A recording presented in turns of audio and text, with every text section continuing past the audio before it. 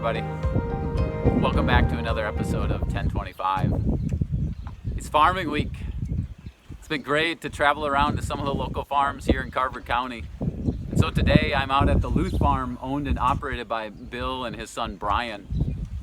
And behind me are just a few of the cattle, the hundreds of cattle that are housed here on this farm. You know, I don't think it's something that I have to tell you right now, but the farming industry is hurting.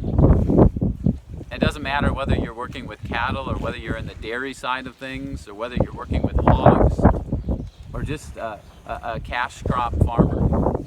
All of it is significantly struggling because of COVID-19. And the rest of us are affected by that as well. We see it in the grocery store.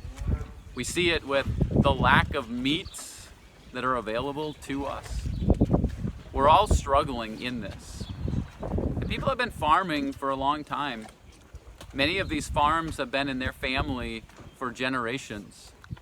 You go all the way back to biblical times, and it speaks of the high calling that farming is. And farming has been through a lot. It's been through plague and pestilence and danger and difficulty, and yet it has persevered. And I want to share with you some words from Scripture today that I find encouraging. Psalm 50 verse 10 simply says this: God owns the cattle on 1,000 hills.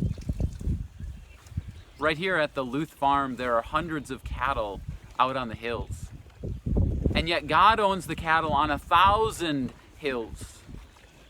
And here's what that means. God owns and operates it all. I've been traveling around to some of the different farms owned and operated by families here in Carver County. But the truth is, God is the one who ultimately is the owner of it all. And that means two things for us. One, it means that God cares deeply about what is happening to our farmers right now.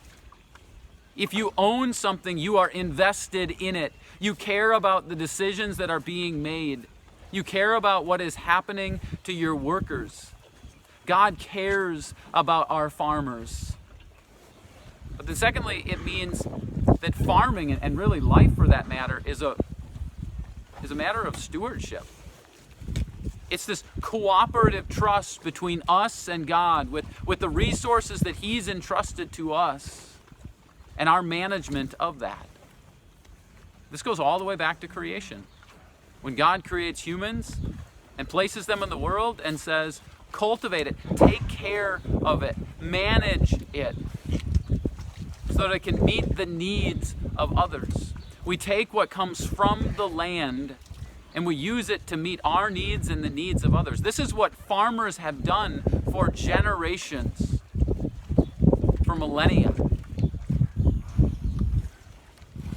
And God will continue to provide for us.